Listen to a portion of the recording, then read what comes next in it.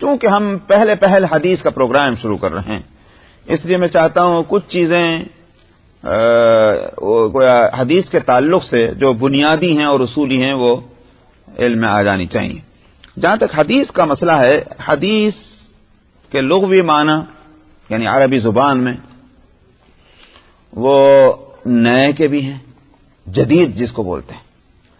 ایک چیز نئی ہو تو اس کو کہتے ہیں کہ حدیث، اور پرانی ہو تو اس کو کہتے ہیں قدیم ہے۔ تو قدیم کے مقابلے میں حدیث، ایک معنی تو یہ ہے۔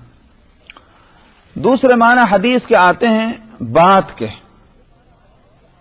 گفتگو اور بیان، اسی لیے قصوں کو بھی حدیث کہا جاتا ہے اور احادیث ان کی جمع ہے۔ تو یہ دو معنی آتے ہیں لغت کے اندر، اگرچہ اس مادے سے ہا اور دال اور سے، اس سے پھر آگے چل کر کے اور معنی بھی نکلتے چلے جاتے ہیں، لیکن اس وقت ہم دو معنوں کو لے رہے ہیں۔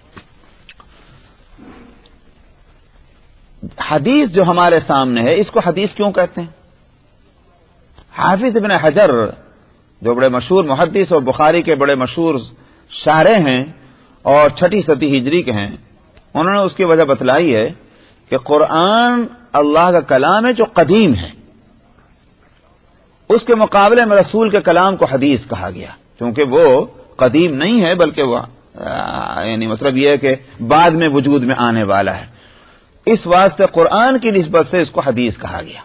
یہ تو حافظ ابن حجر کا کہنا ہے، مگر مولانا شبیر احمد عثمانی رحمۃ اللہ علیہ جو بعد میں پاکستان تشریف لے گیا، پاکستان بننے کے ساتھ اور وہیں انتقال ہوا، ان کا فرمانا یہ تھا، ان کی کتاب حدیث کے اندر بڑی مشہور مسلم شریف کی شرح ہے فتح الملیم کے نام، فتح الملیم تو امام نووی کی ہے، فتح الملیم ہی تو ہے، ہاں فتح الملیم، تو اس میں انہوں نے لکھا ہے یہ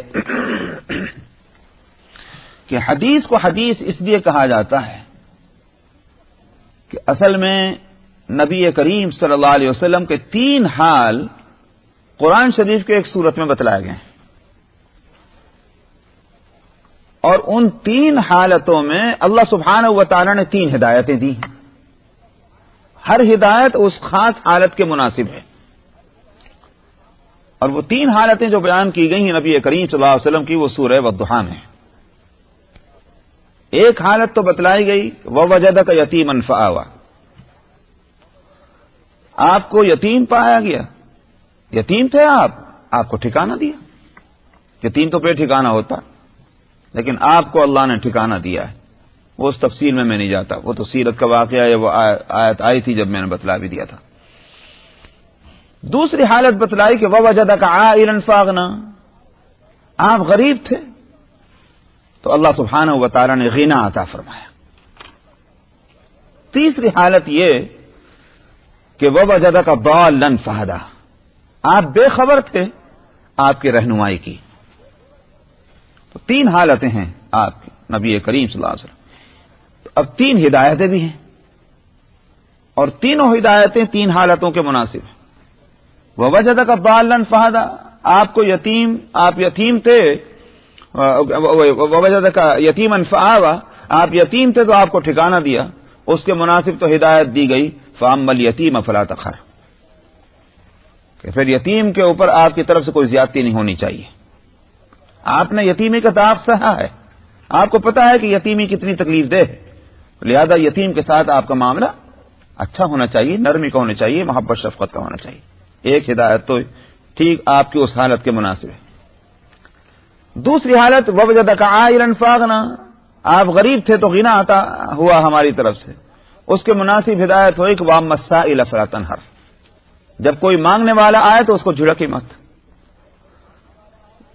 تو دینا ہو تو دیجئے اگر ہے دینے کے لیے، اور اگر نہیں ہے تو قول معروف ومغفرۃ خیر من صدقۃ یتبعها اذى، اچھی اور بھلی بات کہہ دینا جو ہے وہ اس سے کہیں اچھا ہے کہ صدقہ دیجئے اور اوپر سے اس پہ پٹخار مار دیجئے، تو اچھی بات کہہ دیجئے، یہ بھی ایک صدقہ ہی ہوگا۔ تو آپ کی اس غربت کی حالت کو، مسکنت کی حالت کو بتلا کر اس کے مناسب ایک ہدایت دی گئی۔ اور تیسری حالت وَوَجَدَكَ ضَالًّا فَهَدَىٰ، آپ بے خبر تھے تو آپ کی رہنمائی ہوئی، تو بے خبری کہیں سے؟ کھانے پینے کی چیزوں سے، یا بزنس بیوپار سے، ظاہر ہے کہ قرآن میں جو بات اللہ کی طرف سے کہی جا رہی اس سے مراد ہے کہ شریعت سے، مسائل اور احکام سے، تو اس سے آپ بے خبر تھے، سو اللہ سبحانہ و تعالیٰ نے رہنمائی فرمائی اور علوم اور معارف کے دروازے کھول دیے نبی کریم صلی اللہ علیہ وسلم کو۔ اس کے مناسب کیا ہدایت ہے؟ اما بنعمت ربک فحدث، اپنے رب کی نعمت کی تحدیث کیجئے۔ تو تحدیث کہتے ہیں تحدیث نعمت کہ شکر گزاری کے جذبے سے اظہار نعمت کرنا، یہ ہے تحدیث نعمت۔ اسی واسطے مثلا اس کے واقعے سے سمجھ میں آ جائے گا، نبی کریم صلی اللہ علیہ وسلم نے ایک صحابی کو دیکھا کہ پھٹے ہوئے کپڑے میلے کچیلے، آپ جانتے تھے یہ کون ہے؟ آپ نے پوچھا تمہارے پاس کپڑے نہیں ہیں؟ عرض کہ یا رسول اللہ، اللہ کا دیا بہت۔ آپ نے فرمایا تو پھر تم تحدیث نعمت کیوں نہیں کرتے؟ یعنی مطلب یہ ہے کہ جب اللہ نے کپڑے دیے ہیں تو اس کو پہنو، ان کو اس کا استعمال کرو اور اللہ کا شکریہ ادا کرو، تو یہ ہے وہ تحدیث نعمت۔ تو اما بنعمت ربک فحدث، جب علوم اور معارف ایک نعمت ہے اللہ سبحانہ و تعالی کی، تو اس کی تحدیث کس طرح ہوگی؟ اس کو بیان کیجئے، لوگوں میں پھیلائیے اس کو، یہ ہے ان کی تحدیث۔ یہاں سے گویا حدیث، تحدیث اور مادہ ایک ہی ہے، اے اور دال اور سے، یہاں سے وہ حدیث بنی۔ مولانا شبیر احمد عثمانی رحمۃ اللہ علیہ نے فرمایا۔ اور واقعہ یہ ہے کہ غور کیا جائے تو خود نبی کریم صلی اللہ علیہ وسلم نے ہی اپنے باتوں کے لیے اس لفظ کا استعمال فرمایا کہ حدثوا عنی ولو آیہ، مجھ سے تم اگرچہ ایک ہی آیت کیوں نہ ہو مجھ سے بیان کر دو۔ تو معلوم ہے حدثوا اور حدیث کا لفظ خود نبی کریم صلی اللہ علیہ وسلم نے اپنی باتوں کے تعلق سے، اور جو چیز بھی آپ لائیں ان کے تعلق سے آپ نے یہ لفظ استعمال فرمایا، تو بعد میں علماء نے اس لفظ کو لے لیا۔ تو یہ تو ہوئی کہ اس حدیث کو حدیث کیوں کہا جاتا ہے۔